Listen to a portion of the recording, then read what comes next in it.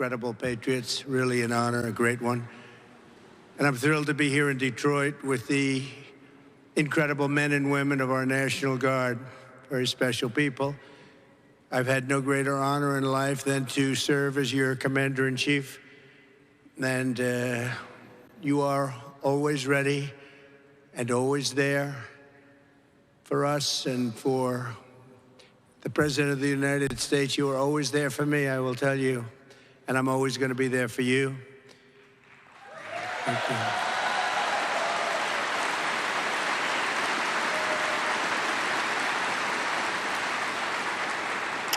And we're doing very well, as you probably see. And hopefully I can say when I'm back in the White House, I'll get you the support, funding, training, and equipment you need.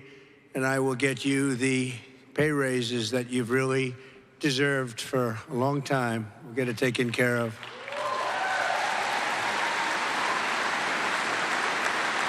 For a long time. I want to thank the chairman of the National Guard Association of the United States, Major General Jansen Durboyles, and also Vice Chair Major General Jamie Cole. Thank you both. Thank you very much.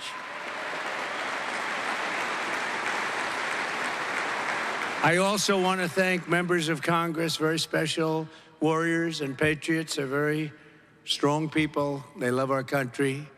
Lisa McLean, where's Lisa? She's so incredible. Lisa, thank you. Thank you, Lisa. John James, John, thank you. John James is a star, doing really well. Thanks, John.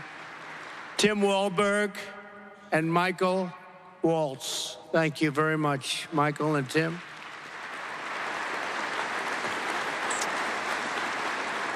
And again, I want to thank Kid Rock for being here. You know, he's really been a great friend of mine for a long time.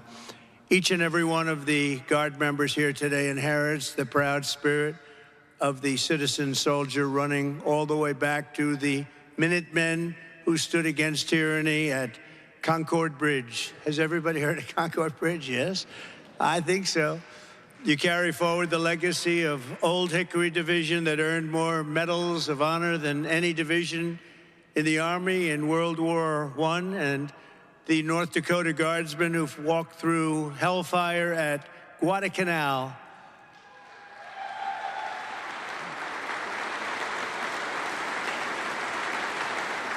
And it was the Air National Guard that thundered into the skies to defend us on 9/11. We all remember that all too well. And when our country is hit by fire, flood, or vicious storm, America turns to the National Guard because we know we can always count on you. We always can count on you. I've counted on you a lot. The National Guard is America's first and last line of defense, and you do not get the credit you deserve, but actually you do, because down deep, everybody knows it. You get a lot of credit in your own way, a little bit different, but we really respect and appreciate the job you do. Thank you to every Guardsman for your selfless service. I want to thank also our amazing National Guard families, because especially the spouses and the children, I mean, let's face it, without which you would never be the same, right? You'd never be the same. But they sacrificed so much. All of us in this room have something very special in common. We're all proud, hardworking citizens who have stepped forward to defend American freedom, and we continue to do that. And it's why I'm here today, because America's future is under threat like never before. Right at this moment, in my opinion, our country is at the most dangerous level that we've ever been. And I hate to say this, but we have a president who went on vacation a week ago, and now he came back and he went on vacation again. And we have people that are fighting all over the place and threatening our country as we speak. I don't think we've ever been closer to World War III than we are right now. It's a terrible thing. Our country is being destroyed by a radical political class that sends our guardsmen and women to defend the borders of distant foreign nations while they surrender our own borders to an invasion right here at home, the likes of which we've never seen before. You missed birthdays and holidays deploying overseas in the global war on terror. Only Kamala Harris is letting terrorists come into our country at record numbers and letting jihadists pour into our homeland by the thousands and thousands and thousands. We can't do that. And while you've risked your lives to defend our rights and liberties and our borders, our opponents have waged war on those liberties from the White House, attacking free speech, censoring dissidents, and trying to put their political opposition in jail. Never happened before. I'm in this fight to defeat the corrupt political class in Washington that's hurting you very badly, whether we know it or not, and to reclaim America's future as a free and sovereign nation ruled by the American people. When I'm back in the White House, we will expel the warmongers, the profiteers, and take over our government, and we will restore world peace, and it will be, again, peace through strength.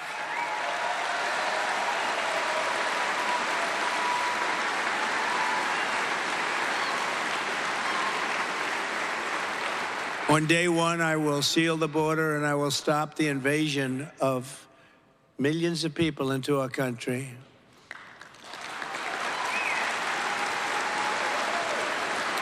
We will find and remove the terrorists and jihadists who have infiltrated our soil, and under my leadership, we'll bring back the values that you enlisted your lives to defend: sovereignty, liberty, free speech, and fair, equal, and impartial justice under the constitutional rule of law. We are not just going to make America great again, we're going to make American democracy great again. We're going to bring it back.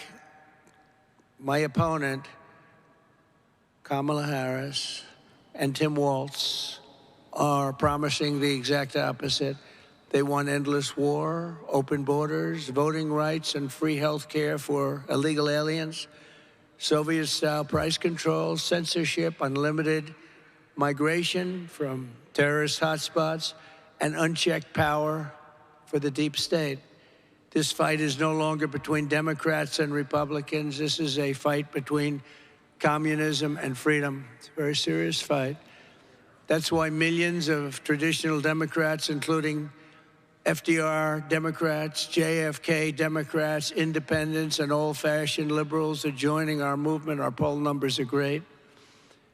We're uniting forces to end the endless foreign wars, stop the censorship, end weaponization of our government, defend our borders, rebuild our middle class, protect the health of our children, and above all, to restore our republic and vanquish the corruption that's all over Washington, D.C. right now.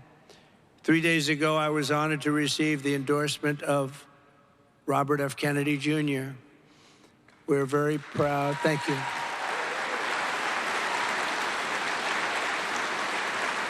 We're very proud to welcome Bobby to our cause. He's really a terrific guy. He's a terrific person, and he's going to do a lot of great things. I have no doubt about it.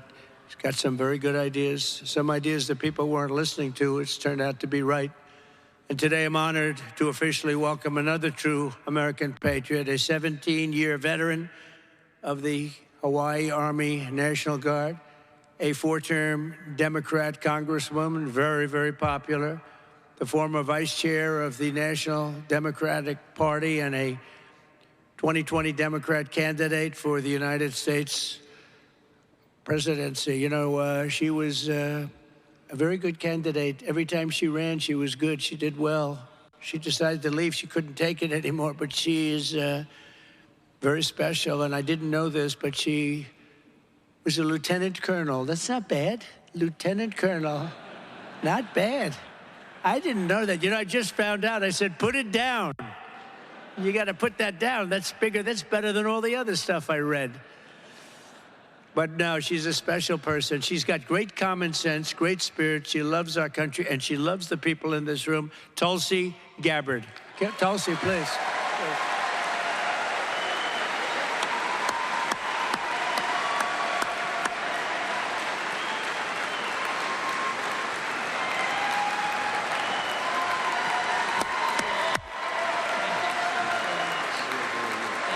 Good job. Thank you. Thank you, Mr. President. Aloha.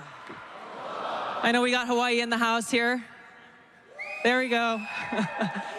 It is a privilege to be here with all of you, my brothers and sisters in uniform, especially on this day of all days.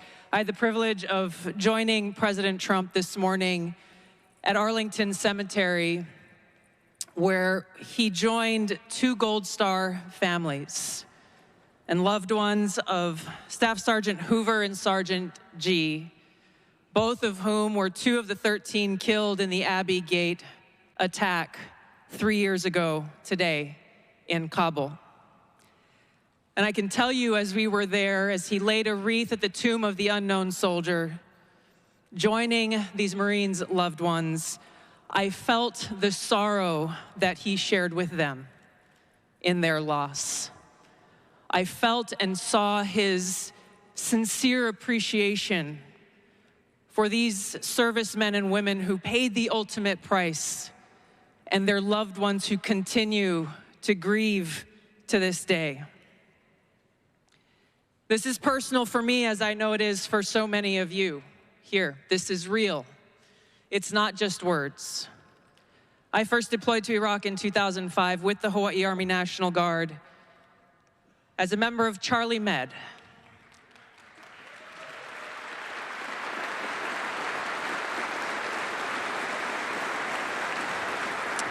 As those of you who were deployed during that time know, it was the height of the war, and sadly, we took many casualties.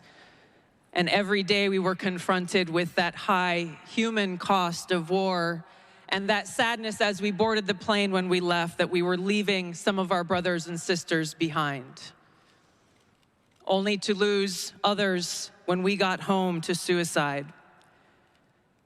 So I mean what I say when I share with you that I know that President Trump understands the grave responsibility that a president and commander-in-chief bears for every single one of our lives.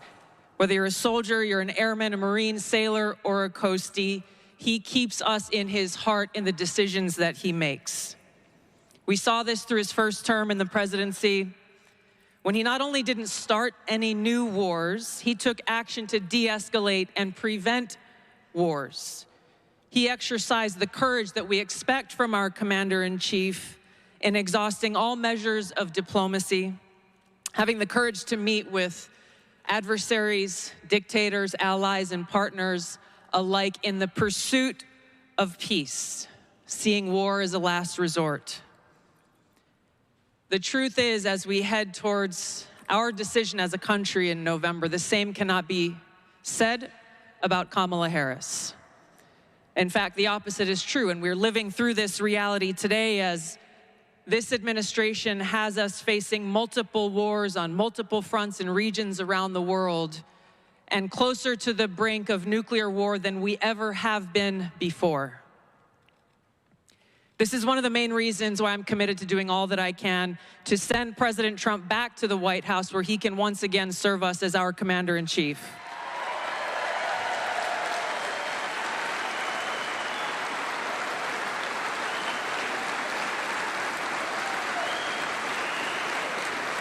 Because I am confident that his first task will be to do the work to walk us back from the brink of war. We cannot be prosperous unless we are at peace. And we can't live free as long as we have a government that is retaliating against its political opponents and undermining our civil liberties, weaponizing our very institutions against those they deem as a threat. Kamala Harris has done this over the last 3.5 years. She won't hesitate to continue that if she is elected as president. President Trump has been their first and foremost target in this because they don't want us as voters to even have the option to vote for him. I've been their most recent target, added to a secret domestic terror watch list after exposing the truth about what kind of dangers we would face if Kamala Harris is elected as president. We as Americans must stand together to reject this anti-freedom culture of political retaliation and abuse of power. We can't allow our country to be destroyed by politicians who will put their own power ahead of the interests of the American people, our freedom, and our future.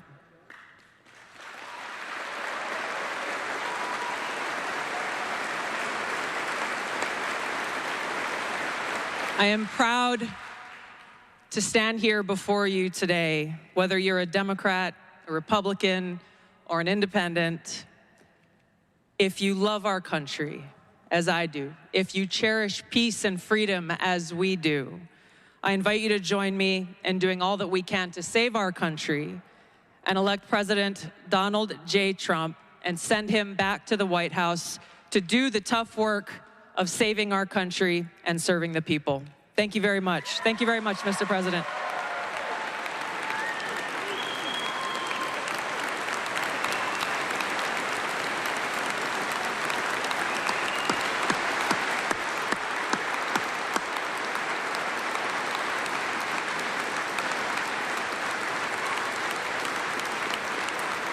Well, thank you, Tulsi. I heard that might happen, but I wasn't sure.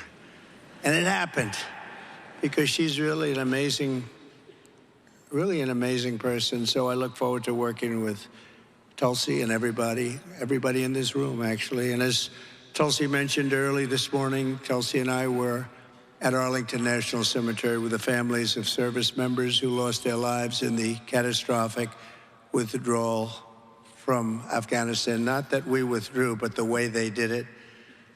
We were going to do it with dignity and strength. We were in the process of getting out. We would have never given up Bagram, one of the biggest air bases in the world, 1 hour away from where China makes its nuclear weapons. We gave it up. We gave them everything. China took it over.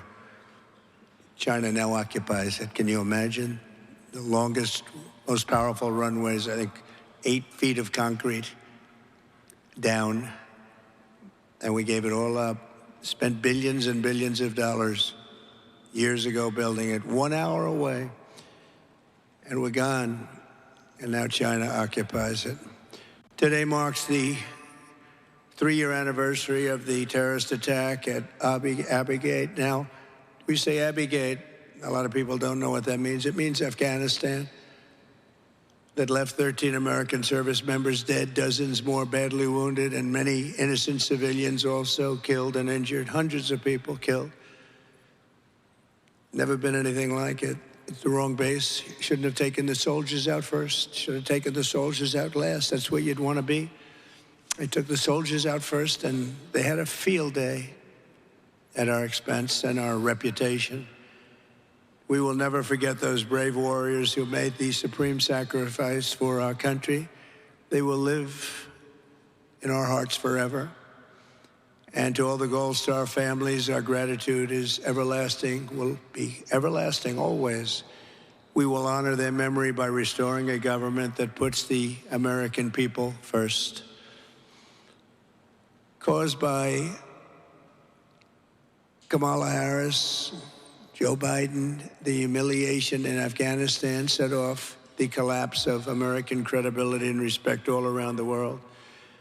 And the fake news doesn't want to talk about it. They don't even talk about the 3-year anniversary. Terrible word to use, but that's what they're calling it, an anniversary. It's really, I think of anniversary as a little bit different, but it's 3 years now. And the fake news doesn't even talk about it. Our country will never be safe again until we have fired those responsible for this disaster. Nobody fired. Worst, most embarrassing, in my opinion, the most embarrassing day in the history of our country. It gave us Russia going into Ukraine. It gave us the October 7th attack on Israel, because it gave us lack of respect. We're not respected. We were respected very much 4 years ago. We're not respected now. The voters are going to fire Kamala and Joe on November 5th, we hope. And when I take office, we'll ask for the resignations of every single official.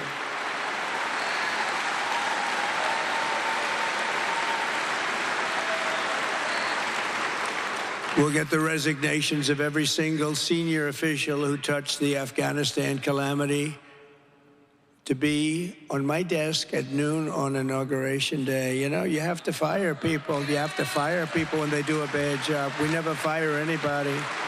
You got to fire them. Like on The Apprentice, you're fired. You did a lousy job. You did a terrible, terrible disservice to our country. You get fired when that happens. Nobody got fired. Nobody ever gets fired in this administration. It's amazing. All the bad things that have happened, nobody ever gets fired. The problem is when you fire somebody, they always end up writing a book about you, you know? I've had more books written about me. I fire a lot of people when they don't do a good job. I get a book written about me by all these losers that get fired. Every crisis Kamala and Biden have created on the world stage can turn around very quickly, and we're going to turn it around. But only we need strong leadership. We need a big victory. November 5th will be the most important day, my opinion, in the history of our country. Be the most important day.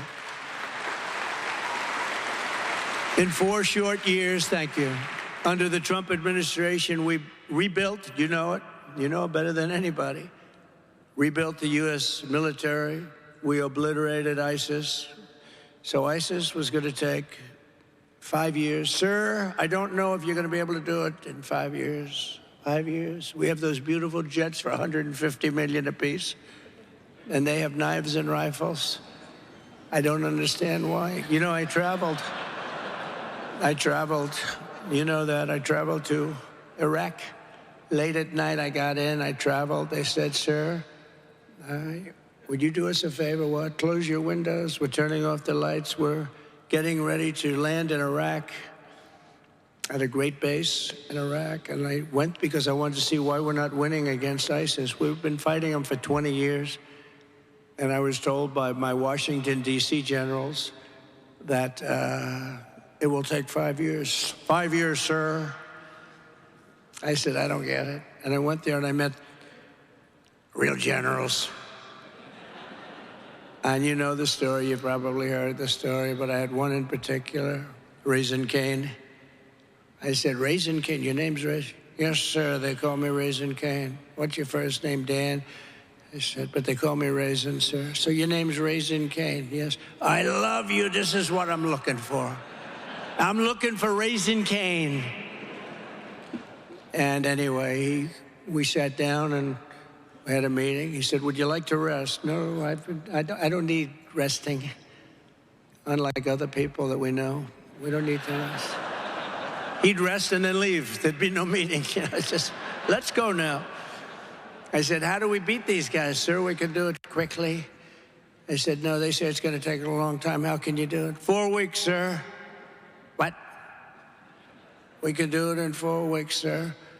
They didn't use our resources. They wanted to be politically correct. They didn't fly out of areas where they thought the country may be a little angry at us, even though we support those countries. And we can do it in 4 weeks, sir. Well, what are you going to do?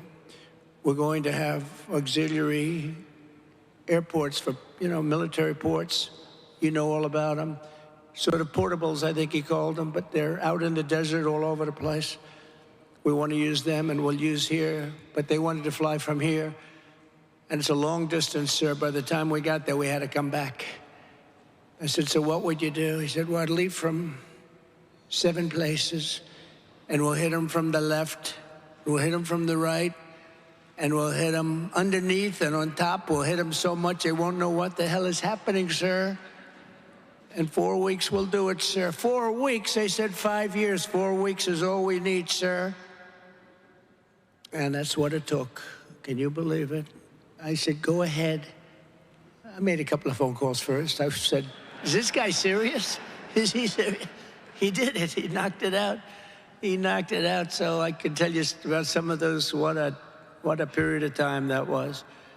And I tell that story sometimes because I want to just say we have an unbelievable military when we have the right leader. We have an unbelievable military.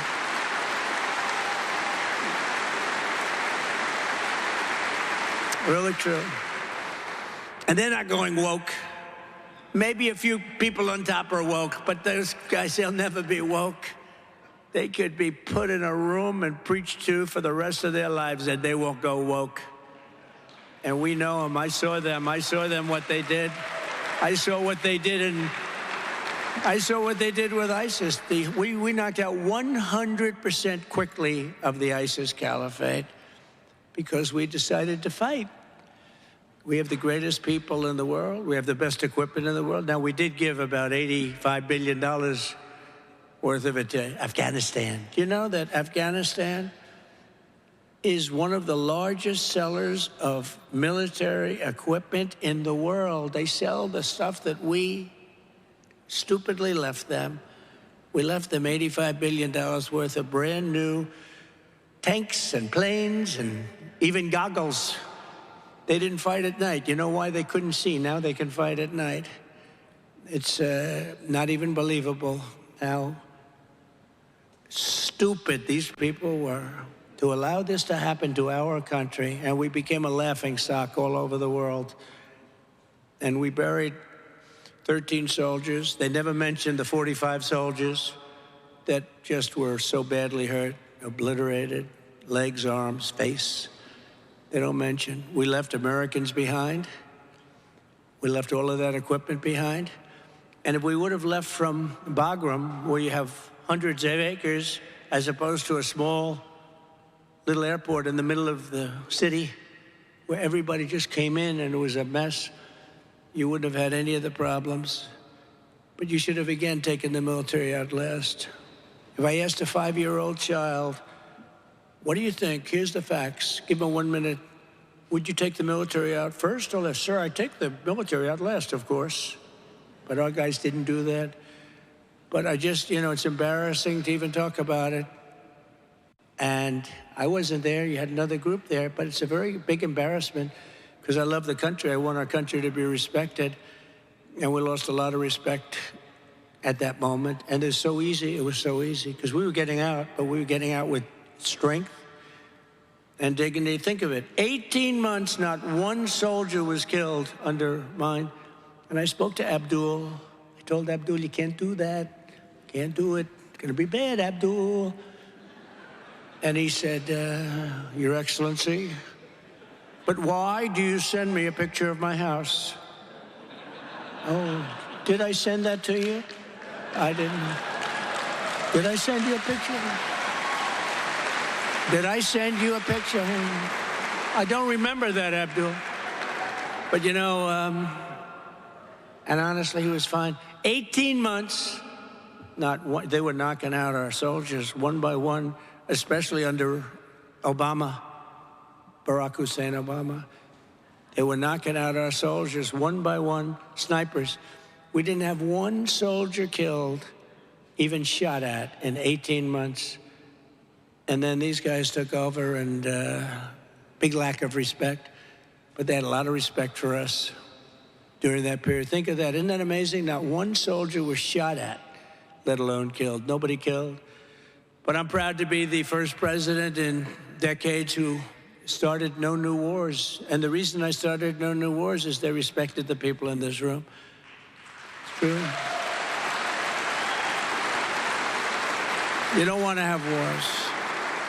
I ended wars. I could have been like in a mess like you have right now. You have every place. The whole world is blowing up. You could have World War III if something doesn't happen fast. And that's going to be a world war like no others because of nuclear power and other power that's out there. But we had no wars. Very proud of that. I finished a couple of wars, and I got troops out between Turkey. If you take a look, Turkey and Syria, remember we had 5,000 soldiers in between two armies. And I took them out. I said, wait a minute. I called a couple of generals. I said, how do 5,000 soldiers do when you have one army of 400,000 people, another army of 300,000 people, and they're in the middle? Can they do well? They say, it's not going to be good, sir. I say, get them the hell out of there. That border's been there for 2,000 years. They've been fighting over it. The fake news back there, they hit me hard. They said, he removed. You know what happened? Nothing. They just kept it the way it's been for 2,000 years under different names and saved a lot of lives. Would have been bad, but I did a lot of that. And I was very good at using a telephone. We didn't have to send soldiers and kill everybody, although we had some of that too. You know that with Russia, where they came at us. I said, can't do that. Came at us again. I said, you can't do that. They came at us the third time, and you know what happened? A lot of people don't talk about it, but they know about it, and they learn not to play around with us. They learn that because, again, we are the best.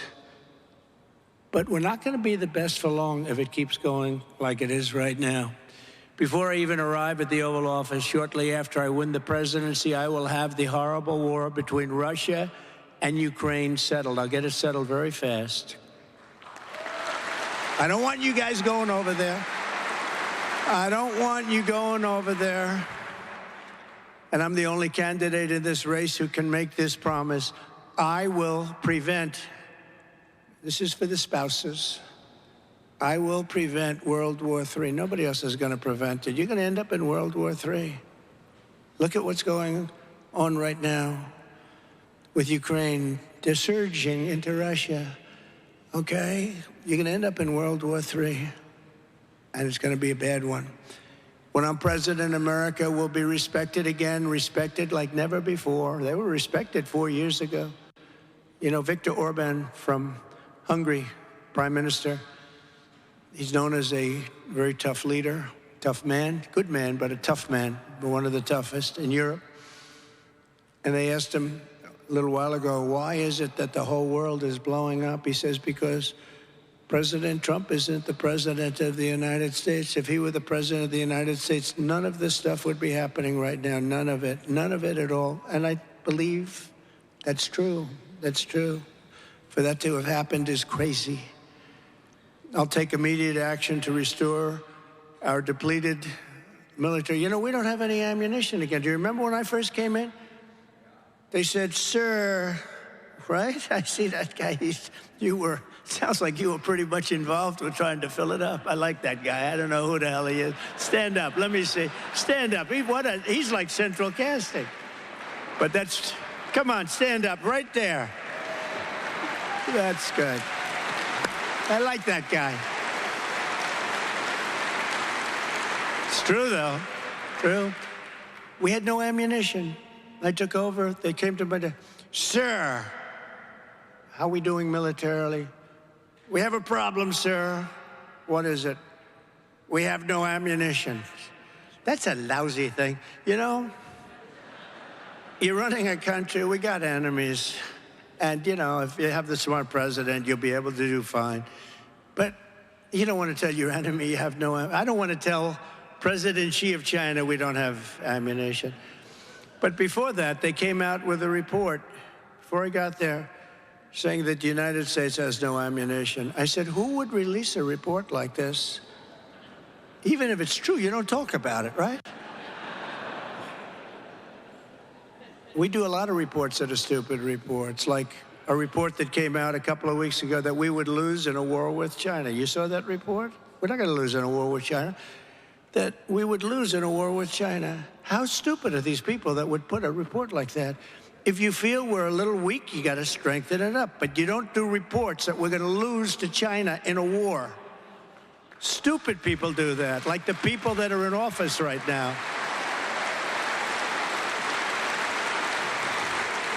So I had, and you will say it, I had ammunition. We had so much it was coming out of our gills, right?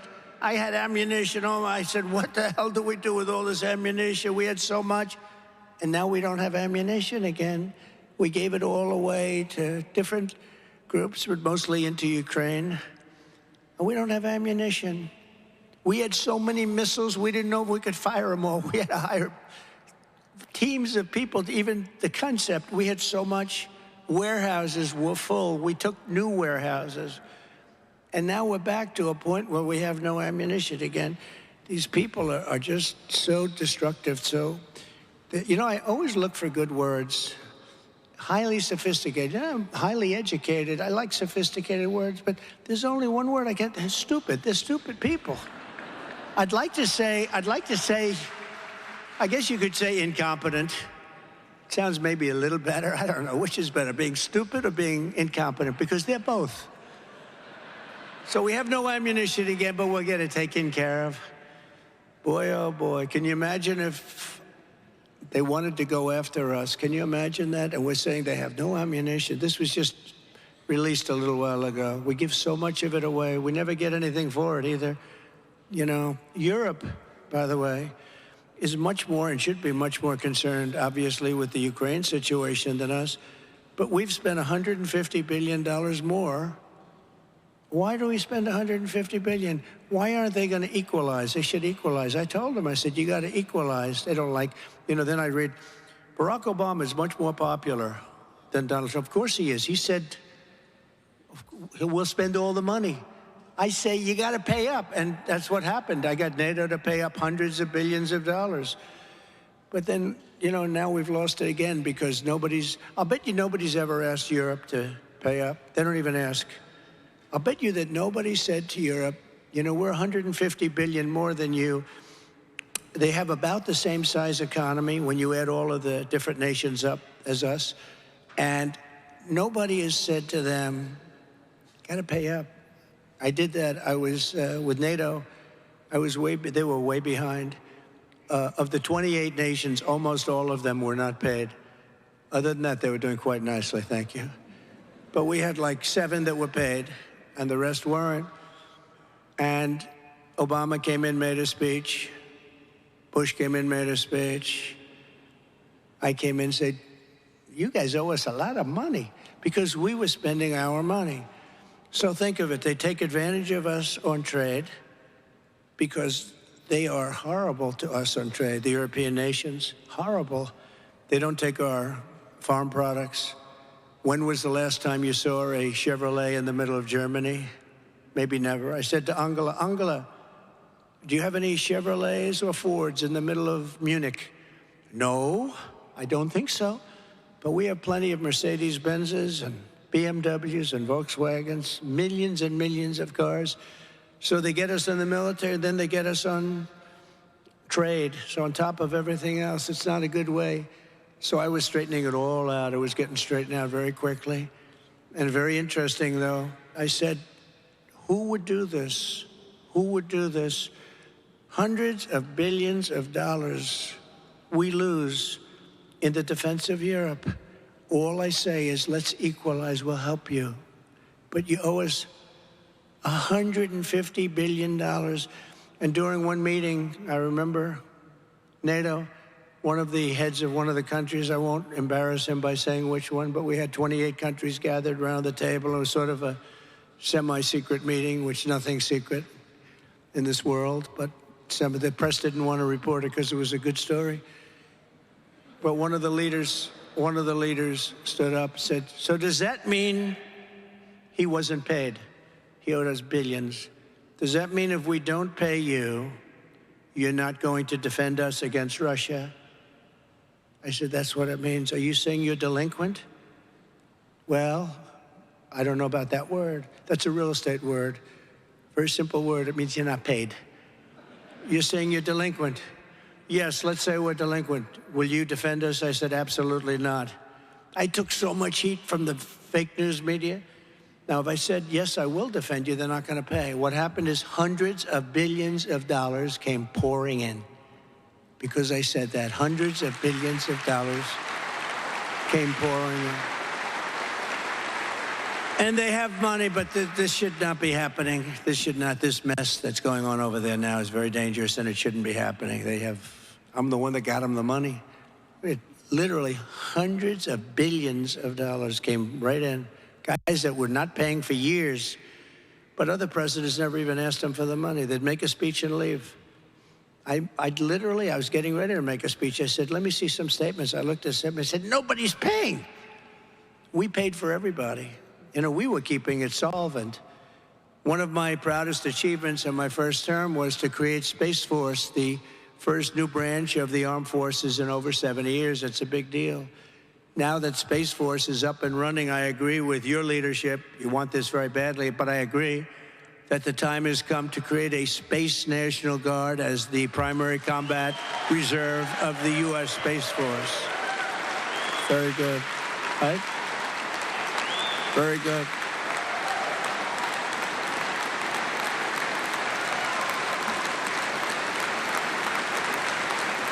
Thank you.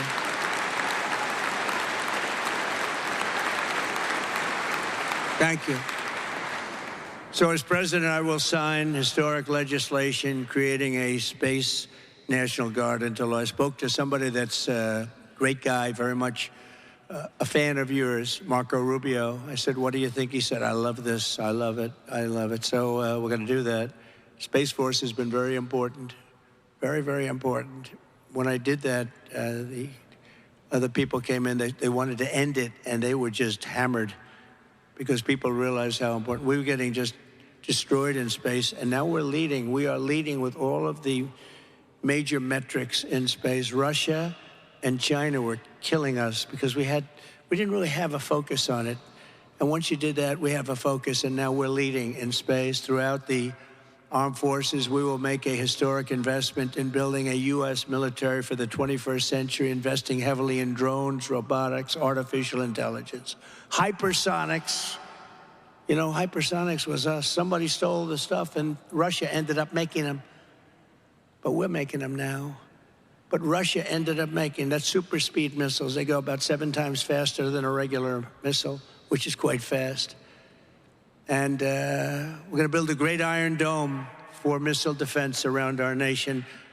Other countries have it.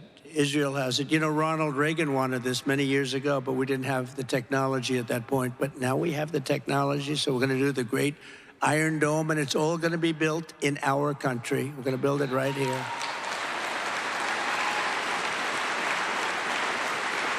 And as your commander-in-chief, I will ensure that the National Guard members have access to train on the same state-of-the-art equipment as active duty forces. We're going to make sure about that.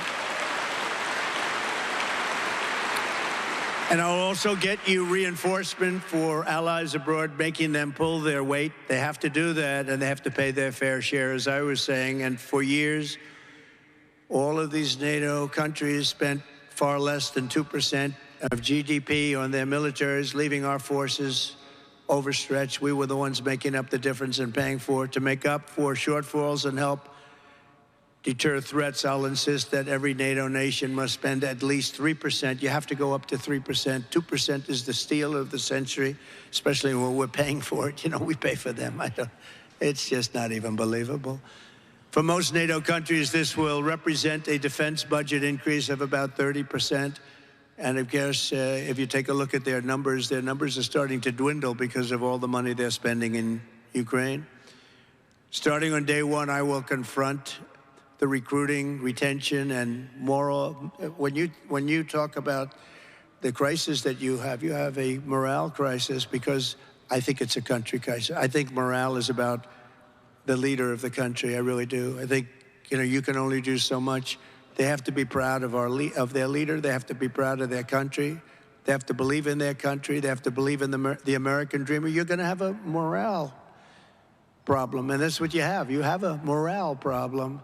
We will get critical race theory and left-wing gender insanity out of the armed forces and totally out of the United States military. And we'll take care of our amazing veterans better than anybody. In my first term, I gave the VA choice and made it permanent. You know, VA choice, where you don't have a doctor, you go outside. I mean, people were waiting for 4 months, for 5 months. You people probably know it. You have friends that know it very well. They go in for something that was not a big deal, and they'd end up being terminally ill because they couldn't get to see a doctor. So I created and have VA choice. They've been wanting to do it for 57 years. I got it done.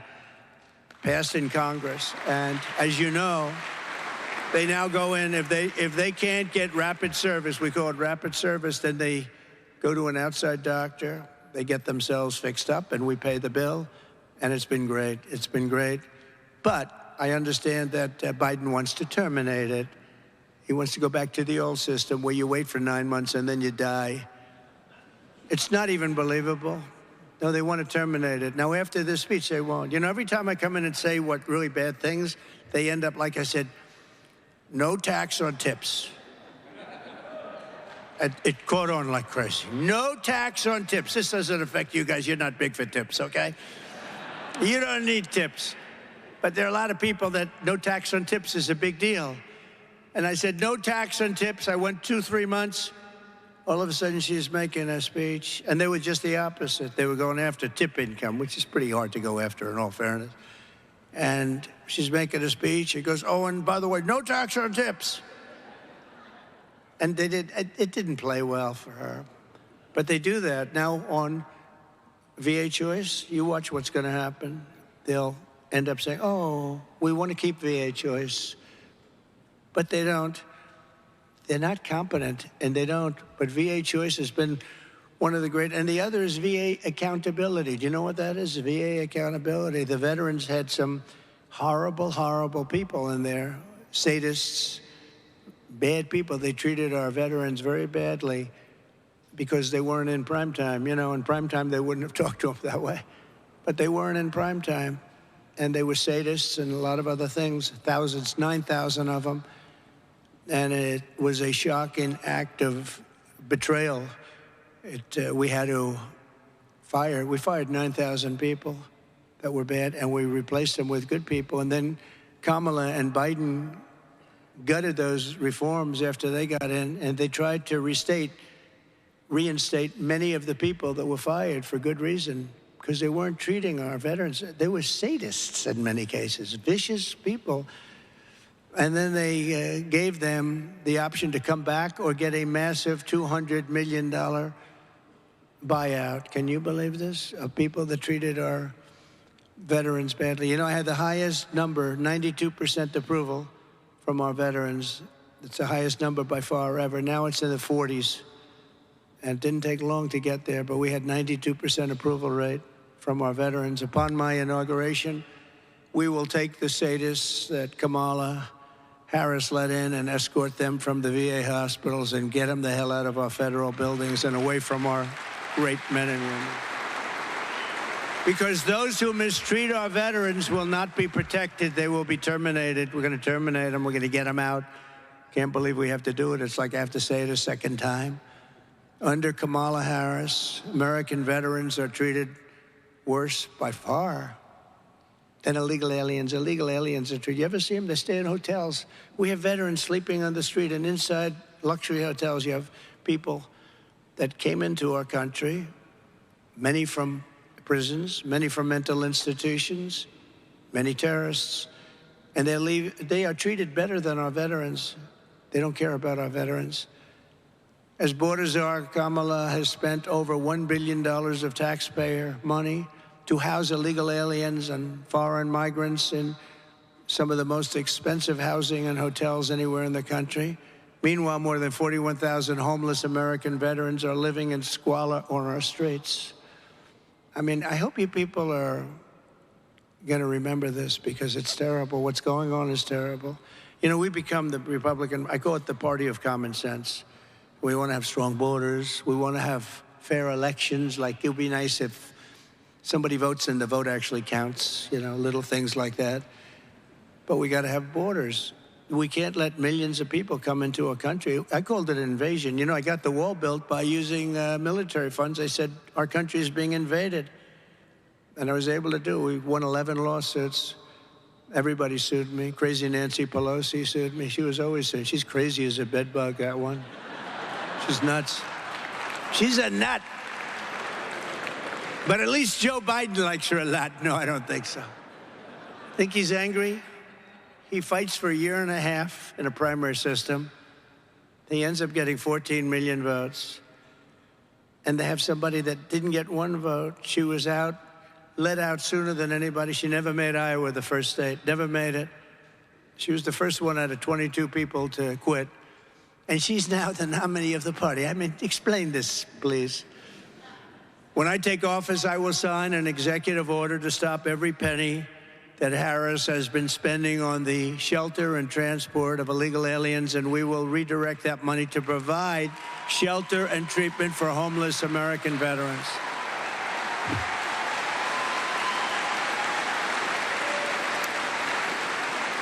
And we will end very rapidly veterans' homelessness in America. We had it down to a level that was the lowest in a long time. We would have had it knocked out, but we were interrupted.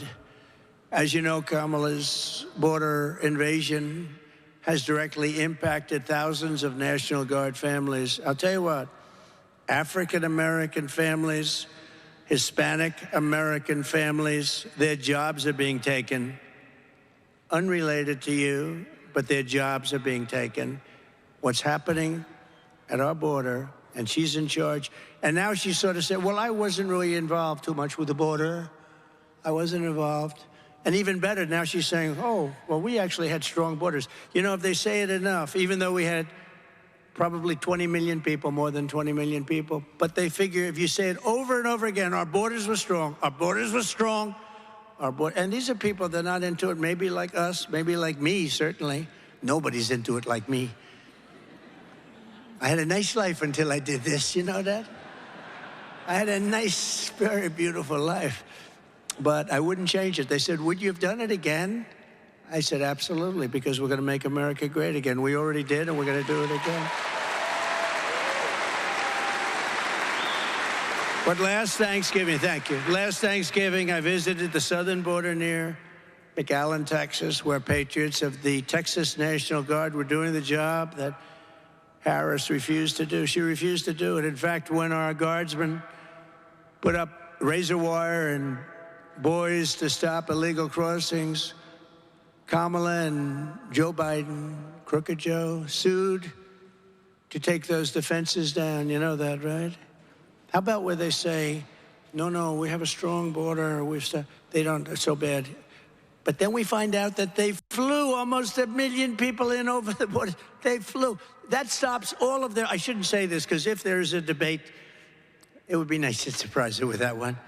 They flew. They have an answer to everything. Well, we decided, look, they flew almost 1 million people into our country. Our country can't handle it. No country can handle it. Our country's going to go bankrupt. No country can handle it. They're taking over the schools. They're taking over the hospitals. They're taking over everything. And they're getting jobs that were taken by other people that are not too happy. But think of it, they flew almost 1 million people over everything because they were saying about how strong the border. But then they say, well, what about the 1 million people you flew? They have no answer for that one yet, but they'll come up with one. They always have an answer. I want to salute every Guard member who has deployed as part of Operation Lone Star to defend America from her migrant invasion. It's what it is, including those from Texas, Florida, Georgia, Ohio, Idaho, Iowa, Oklahoma, North Dakota, South Dakota, Arkansas, Louisiana, Missouri, or as they say, Missouri. I love Missouri. I love that state. They do say it that way. Never quite understood that, but I say it that way because I won by 25 points, so I say it that way. It's true. Utah, Tennessee, Montana, Nebraska, Indiana, and New Hampshire. Every one of them. I want to thank them all. Thank them all. And do not lose hope, because a few months from now, you're once again going to have a commander-in-chief who defends the sovereign borders of the United States above all else. We have to. And together we'll stop the human traffickers, which are horrible. They traffic in women, mostly, and children, but women mostly. And because of the internet, it's big business. It's big business. It's going to be bigger than the drug business, they think. The internet has caused a problem. You know, you think of it almost as an ancient crime, right? Human trafficking. Who would imagine? But because of the internet, it's a big business. And we had it down to the smallest number in 42 years, and now they come along and it's going at a level. They stuff women into the back of cars, and they stuff them into trunks and bring them around and make a lot of money, and we allow it to happen. We'll defeat the child smugglers. We'll crush the cartels. And on day one, I will begin the largest deportation operation in the history of our country, because we have to get the criminals from jails. They're releasing their prisoners into our country. They're releasing their guard. You got to see MS-13, the worst gangs in the world, MS-13. They're collecting them and dropping them into the United States. I moved out thousands and thousands of them. They're moving them into the United States. They're coming back. They're taking their drug dealers, they're criminals, they're murderers. In Venezuela, crime is down 72% because they've gotten their gang members, they're dropping them all into our country. Many countries, and I'm not just talking about South America, all over the world, they're dropping their criminals into our country. They're emptying their jails and they're emptying their prisons into our country. I mean, how stupid can we be? What are we doing? And we're going to have a crime wave the likes of which you haven't seen. You see it every day now in paper where a person from such and such a country is, you know, was violent, like at levels that nobody's ever seen before. You don't have to hear it, but at levels that nobody's ever seen before. But what it is doing is it's making these countries, and I'm not blaming them. If you can get away with it, I'd be doing it. If I were the president of such an, I would have done better than them. My prisons would be totally empty. They're emptying their prisons. They're taking their worst people. They're taking their murderers, drug dealers. They're dropping them. They're taking them and busing them into the United States and dropping them. And they're saying, if you come back, we're going to kill you. And these people aren't worried about being killed. They're tough. This is a tough group of people. And we've got them. And nothing good is going to come out of that. And that includes a lot of terrorists. Your choice in this election is between a president who will always have your back and a radical liberal who will never, ever, ever have your back, whether you like it or not.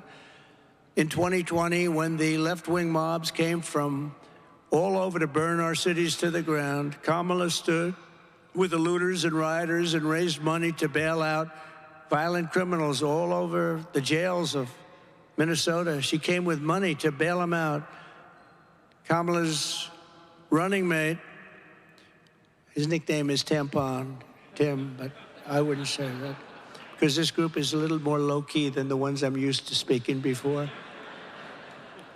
Tampon, Tim Walz, he wanted to think of this.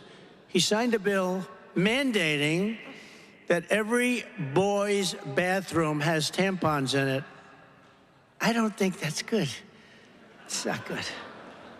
He ignored the pleas of the mayor and the police chief to deploy the National Guard in Minneapolis and said, you're not highly trained soldiers, you're 19-year-olds who cook. That's what he said. You're 19-year-olds who cook. That's a pretty famous statement. As president, I stood with the National Guard as you saved Minneapolis, saved Kenosha, and saved Washington, D.C. I saved them. If I didn't override what they wanted to do and what tradition is, those places would have been, we would have lost every monument in Washington. You know, they came into Washington and they were very rambunctious. They liked to pull the statues down, some of these beautiful statues. And then they hit Abraham Lincoln. I said, all right, that's the end of that.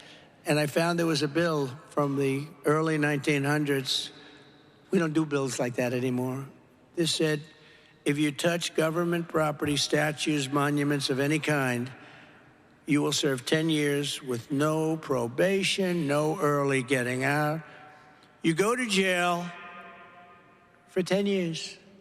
Very simple. It was beautifully stated. It was like one paragraph. And it had dust on it. It was dusty. Nobody used it because we wouldn't do that because we become very soft. They only go after political opponents. They don't do anything like murderers. Those guys are safe. Drug dealers, no problem. But political opponents, they go after. So this was in very bad. It was a very old bill. And I had a news conference, and they were all over that. They wanted to take down the Thomas Jefferson, the Jefferson Memorial. They wanted to take it down. They were heading that way. They were actually heading that way. We had them all stopped, but they were heading that way. It's like fighting a war. And I went out to a news conference. I announced anybody that touches any of our monuments or statues goes to jail for 10 years. Everybody left Washington, D.C. I was very lonely.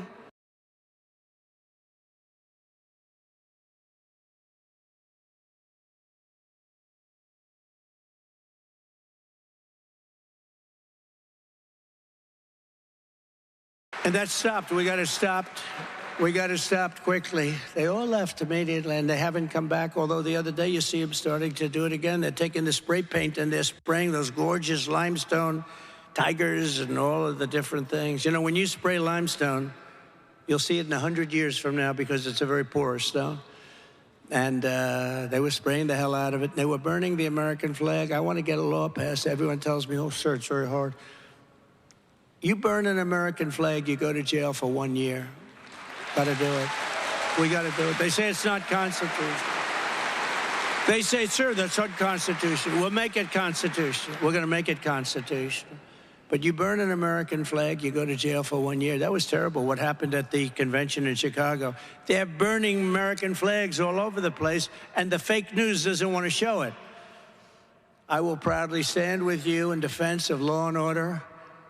And we're going to have 4 great years in the White House. We're going to make our country very special again. I know your commitment. I know your character in conclusion. And I know your courage. As president, I saw it every year during natural disaster and national emergency. And just a few weeks ago, we saw it in the moments after an evil assassin tried to take my life. That sucker was moving fast. I said, wow. Glad I got down quickly. But it was quite a time. It was quite a thing. Who would think? But that day, a member of the Pennsylvania Air National Guard was in the second row watching as the bullets flew, when the shots rang out and hit a great patriot, Corey. We know now Corey by his first name, Corey. The Pennsylvania Guardsman did not shy away. He did not run for cover. He ran toward the gunshots, took off his tie to use as a tourniquet, and cradled Corey's head in his hands, and it was a tough scene. Corey died, as you know. 2 other people were hit very badly, were supposed to die, and the doctors up there did a phenomenal job. They're living and they're doing okay. And although he tragically could not revive Corey, he did what every guardsman here would have done. And it was a tough thing he did, to be honest. I saw that. It was a tough thing he did. Tremendous courage. Not only the bullets, I mean, just the fact he was holding this guy who really got hit. He really got hit. But he gave his all, and he was very proud to do it. America is blessed to have such extraordinary patriots, as are all of the people in this room. You put your service above yourself, and when our country needs you, you always answer the call. I know that very much. I know the people here. That's the spirit of duty and loyalty that defines the men and women of the National Guard, and it's the spirit that is going to save our country, because our country needs saving. With your support in this election, we will reclaim our sovereignty. We will rebuild our military. We will support our police. We will stop migrant crime, which is at levels that nobody can even imagine. We will restore our economy. We will get rid of inflation. We will protect our Second Amendment. We will lift up our cities. We will secure our rights, and we will defend our freedoms like we have never defended our freedoms before. And we will fight, fight, fight for America.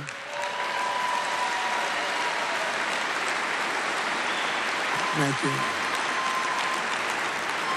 Thank you very much.